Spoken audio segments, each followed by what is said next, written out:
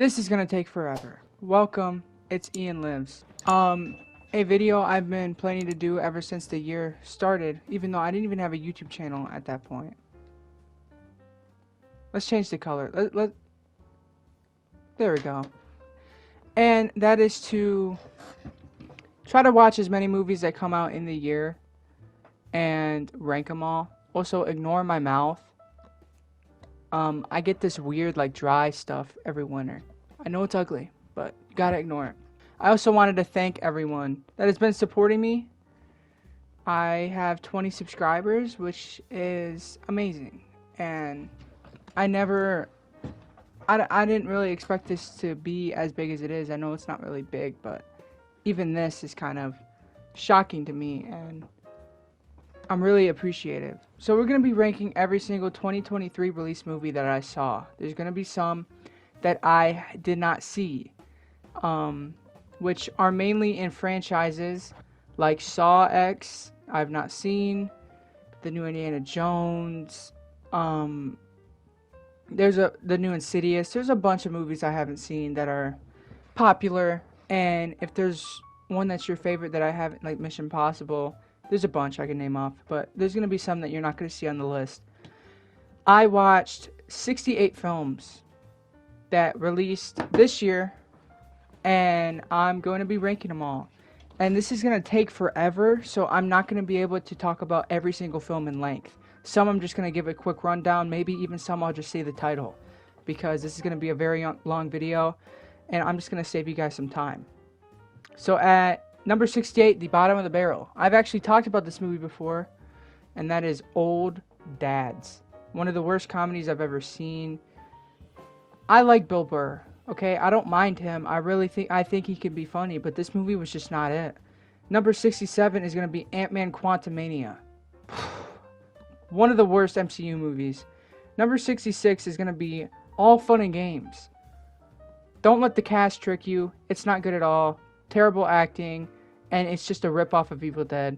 Number 65 is going to be Mafia Mama, another terrible comedy, which sucks because I love Toni Collette. Number 64 is going to be Winnie the Pooh, Blood and Honey. Yeah, it's fun time to time, but it's really stupid. It's not awful. It's not worthless. It's not terrible. You're going to get some fun out of it. Number 63 is Murder Mystery 2, another very unfunny comedy that's very predictable. Number 62 is going to be Sharper. Again, don't let the cast and A24 logo trick you. This movie's not good. It's such a mess. It's cluttered, and it doesn't know what it wants to be. Number 61 is going to be The Tutor. No. Number 60 is going to be The Unwelcome, a very interesting concept of these, like, leprechaun things in this Ireland environment. And it was not handled well. It dragged on too long. Number 59 is going to be Skinamarink, a very well-made movie. I'll give it props to that. And a very creepy movie, but it's just boring to me. Number 58 is going to be Dark Harvest. I don't really get the hype for this one. This one was hyped up a lot for me, and then I checked it out, and I didn't really care for it. Number 57 is going to be It's a Wonderful Knife. I talked about this in my Christmas horror ranking. Very mediocre slasher with terrible acting, even from Justin Long and Joel McHale. So, it's a big disappointment to me. Number 56 is going to be the Netflix original, We Have a Ghost, which I actually think has some fun moments in it for sure. And David Harbour did a damn good job for not talking, but it's nothing to write home about. Number 55 is going to be Five Nights at Freddy's. I've been a lifelong fan of this game series ever since the first game came out. Extremely disappointed from this movie. Very generic. Blumhouse did its thing on it, so it's, of course, generic. Number 54 is going to be The Machine. I'm not a huge fan of this comedian. I don't even remember his name. Brent Kreischer. It was okay. It was alright. It had some cool moments, and it was, again, really well made, but not extremely funny. Number 53 is going to might be the biggest disappointment on this whole list. I watched Becky from 2020 with Kevin James. I really liked that movie. They released a sequel this year, and it was not good. The Wrath of Becky. Very cheesy, very corny. It kind of takes the same concept and ruins it. Not a fan. Number 52 is going to be The Boogeyman. There's one plot hole that ruins the whole entire movie where they know the monster's weakness, which is light, but they still continuously go in rooms with no lights on. It's infuriating. Number 51 is going to be this little movie called You're Killing Me. Me and my mom were scrolling through Paramount and we saw it. It was okay. It has some big actors in it. You got Anne Hesh and Dermot Mulroney. And this might have been Anne Hesh's last film before she passed away, but I don't think it's worth a skip. It was actually okay. Number 50 is going to be The Sacrifice Game, another movie I talked about in my Christmas horror ranking. It was okay. The ending dragged on way too long. Number 49 is going to be The Exorcist Believer, a movie I had zero hopes in, and I actually ended up thinking it was okay. Yes, it's generic. Yes, I don't think it deserved to be a sequel to an iconic franchise like The Exorcist, but was it absolutely garbage? No. Number 48 is going to be a Tubi original called Hidden Exposure. It was okay. Pretty cool little romance thriller, and I recommend it. Number 47 is going to be the Super Mario Brothers movie. No, it was a plot that they really didn't add much to. Very condensed for its runtime. Number 46 is going to be Infinity Pool. Not for me. Not my cup of tea. I'm just going to say that right now because I know people are going to get mad that it's this low. Too weird for me. Love Mia Goth. She was great in it, but it's way too weird for me. I didn't understand it. Number 45 is going to be Knock at the Cabin. It's okay. There's a movie much later that kind of did the same concept that I liked a lot more, and I'll get to that. Number 44 is The Blackening, another big disappointment for me. This looked like a lot of fun, but ended up just being a non-funny, annoying-ass movie with completely generic, cliche things and an obvious twist. Some could say that's what they were going for because it's a horror comedy, but I still wasn't a huge fan. Number 43 is going to be Megan. I don't remember much because this was like January, I think, is when this movie came out. It's alright. I would rather watch the Chucky remake. Suitable Flesh is number 42. Another movie that's been kind of hyped up that I'm just lukewarm on. It's a cool concept. It gives me vibes of Sam Raimi. It's very low budget on purpose. And I think it has a very good cast and it's well made. Number 41 is going to be You Are So Not Invited to My Bar Mitzvah. It's okay. I mean, there's some good moments in it. And I really like when Adam Sandler is angry in this movie. It's funny to watch. And I like seeing him play a dad character in movies as well, especially to his real kids that are in this movie. Number 40 is going to be The Beanie Bubble. Another, it's one of those movies, I know they have a term, but it slips my mind. They were very popular this year when you make a movie about a product or a brand. The Beanie Bubble is about Beanie Babies and that whole story. I think it was okay. Zach Galifianakis is really good in it, and yeah, it was okay. Another one, 39, another one of those movies, Tetris. This one was actually probably the most well-made one out of all of them, besides one that's coming later. But I really like Tetris. I think it told a really good story, and it brought a fantastic performance from Taron Egerton. So I highly recommend it. It's on Apple TV. Number 38 is going to be Reality. I remember it being cool, but I don't remember much from it. Number 37 is going to be Dungeons and Dragons. Another disappointment. It looked like a lot of fun. It really wasn't my thing. Number 36 is going to be The Last Voyage of the Demeter. A very well-made movie, but it's just too long. They could have cut down so much from it.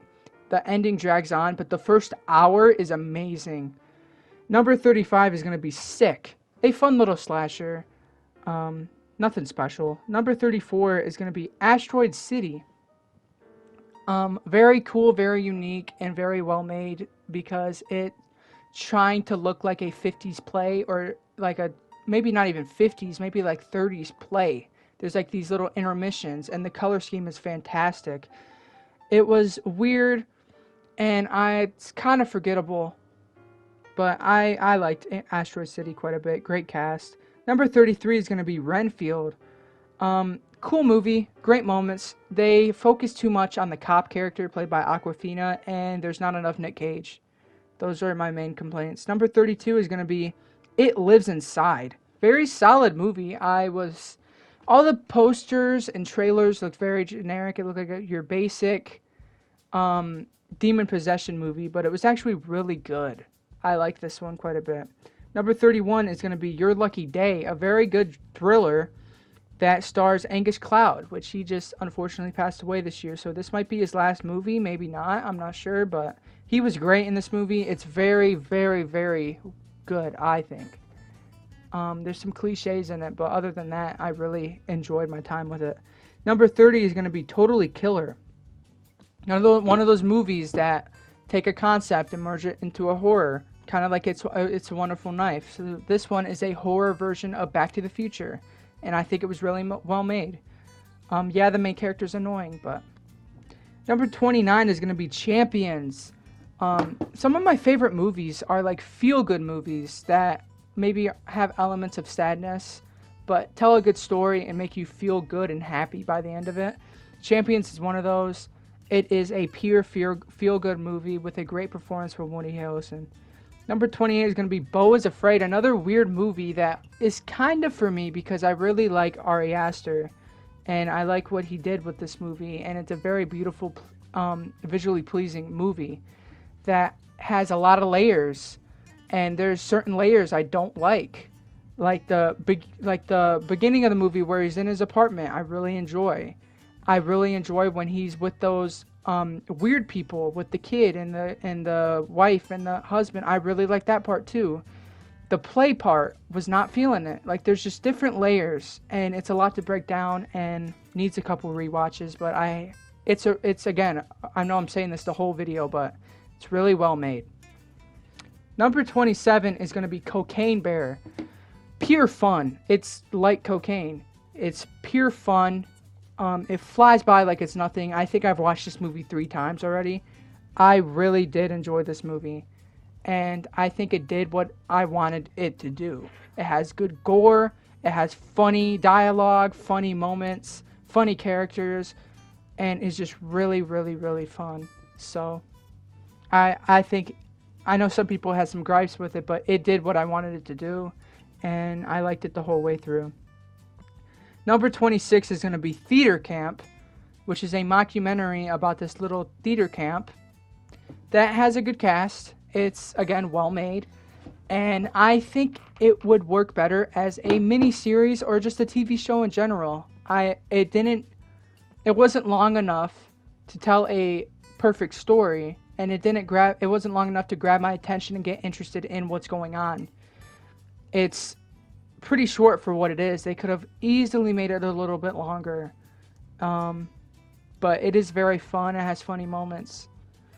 Number 25 is going to be Missing. I have not seen Searching yet, so this was a new concept to me, this whole desktop, and I really, really enjoyed this. It has a great performance from Storm Reed and Megan Surrey, which Megan Surrey was in It Lives Inside, and she was great in that as well. She's on the come up, and I'm here for it. Same with Storm Reed, but this was a movie about this girl who doesn't know, she can't find her mom. She doesn't know where she is. She doesn't come home. And it's all told through this desktop. And they do it such a damn good job at telling the story. And from what I remember, because this was closer to the beginning of the year, from what I remember, there was a damn good twist in it. So I highly recommend it. Number 24 is probably the most hated, like overhated, I would say, and that's Inside. The Willem Dafoe Inside that came out this year. Very, very, very, very good. This was a damn good performance from Willem Dafoe, where he is doing this heist in this mansion, and the people that live in the mansion are on vacation, so there's no food in there or anything, and the alarm locks him inside, and all his crew members leave him in there, and it's survival. There's good comedy, there's good drama. They do a good job at telling you that he's going insane by putting in these like little things where you're like, is it real, is it not? Really solid movie. I don't get the hype, or get the hate, not the hype, the hate for it. It got pretty shit on. And yeah, I just Give it another chance. I really liked it. Number 23 is going to be May December. This movie is really good and has fantastic acting. Like, fantastic acting. My only problem, it's too slow. There's parts that I'm just bored to tears. And yeah, if it just picked up a little bit, it's such a good concept. It's based on a true story, I believe. And yeah, I don't know. That's my only real complaint about it. Number 22 is going to be Air. This is my favorite, I guess it's a mockumentary, right? My favorite mockumentary that came out during this big boom of mockumentaries. It has fantastic directing from Ben Affleck, and Ben Affleck himself is really good in it. And you got Matt Damon, Jason Bateman. I mean, it was a great movie. I liked how they told the story without having too much Michael Jordan in it. And that was damn good. I really enjoyed this one. It's fun, too. It's very fun. It's very 80s. They get the 80s aesthetic perfectly. I really enjoyed that one. Number 21 is going to be Hell House LLC Origins, the Carr Mitchell Manor. Really good movie. Really creepy. I talked about this in my November ranking. There are moments... my voice is kind of going. There are moments where the characters make stupid decisions. Yes. And there are cliche moments as well. Yes, I agree. But it's so damn good and just hooks you that you kind of forgive them for doing that. Number 20 is going to be A Man Called Otto. I did not watch the original. I guess it's like a Swedish film or a Dutch film, something like that. This is the remake to it with Tom Hanks. I loved this movie. I've watched it twice already. I really enjoyed this. Maybe at some point I watched the original, but this was just so fun. It has a sad ending. It reminds me of a movie I just watched about Schmidt. And it kind of has the same vibes of that, kind of. Number 19 is going to be Guardians of the Galaxy Volume 3. My favorite Guardians of the Galaxy. I think this one knocks it out of the park. It's a good finale for that little trilogy. And you get some of the best of the characters from this movie. Damn good. I really enjoyed this. Number 18 is going to be Scream 6, which I watched in theaters. You can't really see, but I got that from the movie theater. I got that from the movie theater when I went to go see it. Opening day. I liked it better in theaters. I rewatched it whenever it hit Paramount. It's good. I prefer 5. Hot take? I prefer 5. But I love them all. Number 17 is going to be The Killer, the latest David Fincher movie. I really enjoyed it for what it is. It's kind of, thinking of it like a Hitman movie, like the video games. It's pretty much that. You're going mission to mission, and you're following this hitman. I'm really starting to like Michael Fassbender. I'm really starting to like him, and I'm glad he's getting put into more projects. Number 16 is going to be No One Will Save You. I really like this one. It's an alien movie where pretty much no one talks. And dude, that first scene where the alien breaks into her house, dude, it's so damn good. In Nope, Jordan Peele's Nope, there's this scene where the main character's in the barn, and there's these aliens, which is terrifying, and it turns out to be a prank. And I've always thought, I kind of wish Nope was that the whole time. Was like actual creepy aliens. This movie reminded me of if Nope stuck to that prank. That's what this kind of reminded me of. Because you get that creepy alien running. You get really good CGI.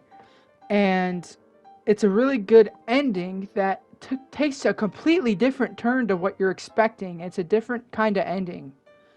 And I really enjoyed it. Number 15 is going to be Thanksgiving, another movie I saw opening day. Unfortunately, they had no posters at my theater. A really good, solid slasher. I want to rewatch it soon. Eli Roth did his thing, and I'm glad they already greenlit a sequel. I'm excited to see this. If it's going to be a full-on franchise, I'm here for it. I do prefer the Grindhouse trailer. Number 14 is going to be Past Lives. This is another movie that was talked about up the wazoo. Like, it was praised. And I watched it. It's not 100% my thing. you're pretty much watching this girl's life as she grows up. And this guy that she had a crush on years and years ago shows up back up in her life, and it's told really well. It has great acting. It's a directorial debut of Celine Song, and she did damn good on this, and I'm excited to see what she brings next. Greta Lee's fantastic in this. It's a good movie. I don't think the characters connected with me enough for me to care about how their lives end up and to care about who they end up with. I didn't care enough about the characters because the concept really wasn't my thing. Maybe that will change on rewatches. But yeah, past lives. Number 13 is going to be They Cloned Tyrone, which came out the same day as Barbie and Oppenheimer. So not a lot of people check this one out. It's a Netflix original that stars John Boyega, Jamie Foxx, and Teyonah Parris. And it's damn good. It's like a sci-fi thriller, sci-fi horror kinda. It's a comedy, more a comedy. It's very well done. It reminded me a lot of some of Boots Riley's movies, or I guess his movie and his show. It kind of reminded me of his style, where it's like very weird, kooky, and you got good characters and good humor. So I recommend that one. Number 12 is going to be Ninja Turtles Mutant Mayhem. Finally, they rebooted Ninja Turtles and made it damn good. The last Ninja Turtle stuff we really got was the Michael Bay dog shit. So I'm glad that this movie really brought it back to life. And they're going to do a whole franchise with this animation style. And I am in love with it. The Turtles being actual teenage kids is annoying at times. Some of the dialogue's very obnoxious. They go hard on the New York thing where they're using New York slang and everything, which it does get kind of annoying, but you get over it. Amazing soundtrack, and yeah. Number 11 is going to be the movie I was referring to when I was talking about Knock at the Cabin. This movie kind of did that concept, but did it way better, and that's Leave the World Behind. I really like this movie, and it was higher on my list until I watched some more movies that came out this year, but Leave the World Behind is an end-of-the-world movie produced by Barack Obama and Michelle Obama, which is kind of scary to think about it, but it sucked me in. It has great cinematography. Like, there's great tracking shots that pan out, spin around. It's amazing. And they do that throughout the whole entire movie. It has an amazing cast. It's kind of got a bad rap when it comes to reviews. And it's because the ending is kind of controversial. It cuts everything off abruptly, but it really doesn't. They explain mostly everything before the ending, but I think most people just weren't expecting it to end right there, so it took them off guard. But damn good movie. I really, really like this movie, and I will defend it. I will defend it for as long as I want to. Number 10 is going to be another movie I saw opening day in theaters. That's going to be Evil Dead Rise. Is it the best Evil Dead movie? No. It's probably the worst Evil Dead movie, if we're going to be completely honest. But it's damn good. That just shows you how consistent that franchise is. And, yeah, I really like it. There's amazing... I didn't see the trailer, so I know that was mainly people's gripes, that all the cool stuff that happened in the movie, they showed in the trailers. I did not watch the trailers, so the cheese grater, like, that shit got me.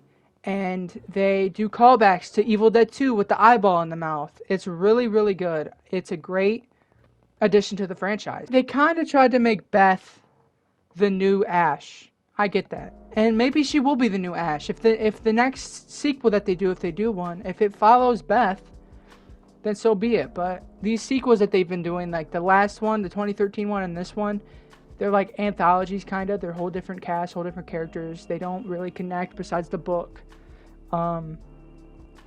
Which I like that idea. And I think they're doing a damn good job. I can't wait to see what this franchise delivers next. I am here for a new TV show that follows a different group of characters. Or a new 5 movies that come out. I am here for anything this franchise does, and I feel like I will forever be here for what this franchise does. Evil Dead Rise, I really enjoyed. Number 9 is going to be Saltburn, which is probably the most talked about movie right now. It just came out on Prime.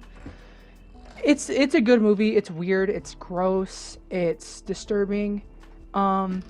It's a romance horror. It has horror elements for sure.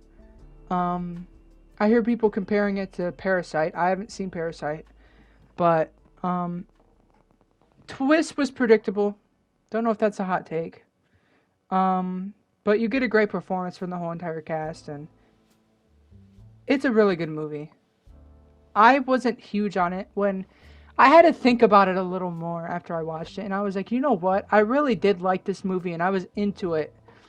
There's just some scenes that I think are just not for me. Like this guy raw dogging a freshly buried grave or sucking cum out of a bathroom drain is not something that I'm looking for in movies all the time. So those were like the only parts where I was like, this is what am I watching? But the ending kind of made me like the beginning, if that makes sense. Number 8 is going to be another talked about movie, one of the most talked about horror movies of the whole entire year, and that is Talk to Me. Damn good movie. Like, this is just a good ass movie that has such a great ending.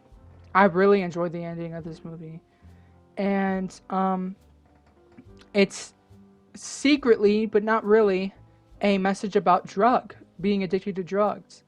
And they do such a good job. There's such good jaw-dropping moments in here. Like when the boom on the corner of the table. That's all I'm going to say. Damn good.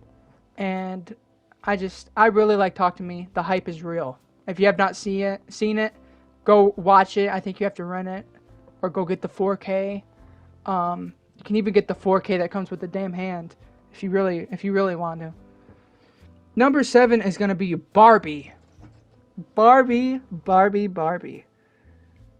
Much darker than I was expecting. The subtext is very morbid. And it's a little too real. And at the end of it, I was like, it's really not a kid's movie, though. It's PG-13. But obviously, people took their kids to the theaters and to see this. And I just was like, kids won't understand this. They'll just be, oh, look, it's Barbie, it's Ken in the real world. But in reality, it's telling a very deep, realistic message that I really thought they knocked out of the park. And Margot Robbie and Ryan Gosling were beyond incredible. Even though I found Ryan Gosling to be very annoying in this movie, but that's the point. He's an idiot. You know, Ken's an idiot. Michael Cera was my favorite in the whole entire movie. He cracks me up. Every time I see him with that stupid spray tan and that hair, I laugh. Which is why he's my favorite part of the whole movie. Alan is better than Ken. I said it, okay? Number 6 is going to be probably the biggest surprise. That's Cobweb. This is... I've said this since I watched it. This is this year's Barbarian. It gives me Barbarian vibes. I think it's even produced by the guy who made Barbarian. Really good. It takes place on Halloween. We need more horror movies that are actually Halloween movies and not just spooky. Very cool monster. Gives me Coraline vibes, for sure. Coraline, the reason why it reminds me of Barbarian is because it's a freaky creature and it's not what it seems. And that's mainly it. Like, they trick you. They're like, oh, this is what's going on. No, that's not what's going on. They're fine. This is what's going on. Nope, that's not it. Like, you don't know what's going to happen next. I love horror movies like that. And Samuel Bowden, man. I hope he has a successful career. Because I really like this movie. Number 5 is going to be Oppenheimer. I like it more than Barbie. Barbie's more fun, but I like Oppenheimer more. Really damn good movie. I talked about it a little bit. And yeah, it does what it's supposed to do. Okay? It tells a story about Oppenheimer and the nuke and everything. And does a good job at it. Christopher Nolan. You did good with this one. Number 4 is going to be my favorite horror movie of the year. You guys ready? When Evil Lurks is my favorite horror movie of the year. If you guys know me, you probably already knew that. I loved this movie. I've seen it 2 times. I want to watch it again just talking about it. Talk about a movie that you don't know what's going to happen next. This movie, your mouth will be like the whole movie, I swear to God. There's no chill. Children die. Dogs die. So if that's not your thing, I always say this when I'm talking about movies that involve that, because I know some people, that bothers them. Kids do get killed. Dogs do get killed. So, you've been warned. But if that doesn't bother you, and you haven't seen this, go on Shudder. If you don't have an account, start a 7-day free trial, and watch this damn movie. Do it for me, please. Number 3 is going to be Dream Scenario. I just watched this one not that long ago. You got Nick Cage in here. It's pretty much based off that internet meme where it was that weird guy, and they're like, everyone's like, that guy looks familiar. They based it off this, where Nick Cage, basically, he wakes up one day and goes and does his like usual stuff, goes to the coffee shop, whatever, and everyone says that they've seen him before. And he finds out that they're dreaming about him. It has elements of horror. This was my favorite thing about this movie. It does such a good job at mixing a bunch of different genres. It mixes drama, romance, horror, comedy, sadness. It mixes everything, and it's so perfectly wound together. And I absolutely love this. It's executively produced, I think, or let me see. Yeah, it's produced by Ari Aster. So it's not as weird as Ari Aster movies. So if Ari Aster is not your thing, you might still enjoy this. Dream Scenario, damn good. I really like this. Number 2. Wow, you hear that voice crack? My voice is going through it right now. Number 2 is gonna be The Holdovers. Got me into Paul Giamatti. Like, honestly, I knew about Paul Giamatti. I've seen The Truman Show. He was in The Truman Show. Obviously, he was in Spider-Man. So I've known of Paul Giamatti, but this movie was like, damn, he was so good in this movie. I'm watching more of his catalog. And I've fallen in love with him. And I'm excited to check out more. Dominic Sessa. This was his actor debut. This was his first movie. And he is so amazing in it. Like, honestly, I don't understand, man. Like, where did this guy come from? Why is he so good? It's kind of weird. And then you got Divine Joy Randolph, which takes the cake for me. She does such a great way of acting grief, depression, and she deserves an award. Like, honestly, deserves an award. Great movie. Got me into Alexander Payne as well. He directed this movie. He also directed Sideways and what the movie I mentioned about earlier about Schmidt. And I've loved those. I've enjoyed those movies a lot, and I'm excited to check out more of Alexander Payne's movies. So, Holdovers. My number 1 might be disappointing to some people, but this movie is right up my alley, and I was riding for it the second that it got announced. One of my favorite movies of this decade is Shiva Baby with Rachel Sennett. I absolutely love that movie, and the same director made Bottoms, which is my number 1. Bottoms is my number 1. It's the perfect mix of funny, horror. There's some horror in it, and it's got some drama too. And Rachel Sennett and Ayo Adibri, I still don't know how to pronounce her name, but Ayo Adibri, I think is how you say it. Ayo Adibri and Rachel Sennett are amazing in this movie. It's a Fight Club spoof, kinda, I guess you could say. It's a spoof on Fight Club. These 2 girls start this Fight Club to hook up with girls. This popular girl who's a cheerleader, and then this other one who's like dating this football jock. They start this Fight Club to get with them, and it's a comedy that spirals out. You know, it goes downhill, goes uphill. Has one of the best final acts of the whole entire year. And is very well made, has a great score, great soundtrack, and is very well directed and well produced and well acted. I will forever say this, Rachel Sennett is my favorite new upcoming actor. Like, there's been several actors like Aola Dibri, she's one of them, and I love her. And same with like even Timothy Chalamet is one of those actors that are still kind of up and rising. I mean, I know he's been in a lot of big shit, but he's still coming up. And Rachel Sennett is for sure getting a big boom right now. She was in Bodies, Bodies, Bodies, and she was in Bottoms, and she was in Shiva Baby, obviously, and Tahara, which I really like. Tahara doesn't get talked about enough. And she's going to be in this new movie that's coming out soon called I Used to Be Funny. And I'm really excited for that. And Rachel Sennett has a very, very successful career in front of her. And I will always suggest her to people.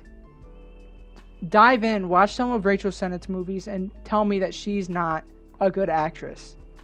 She has so much good potential. And I'm excited. I'm going to be forever following her career. And I'm very interested to see what she brings next. And Aola Dibri, I mean, she's up there too. With The Bear, she was really good in The Bear.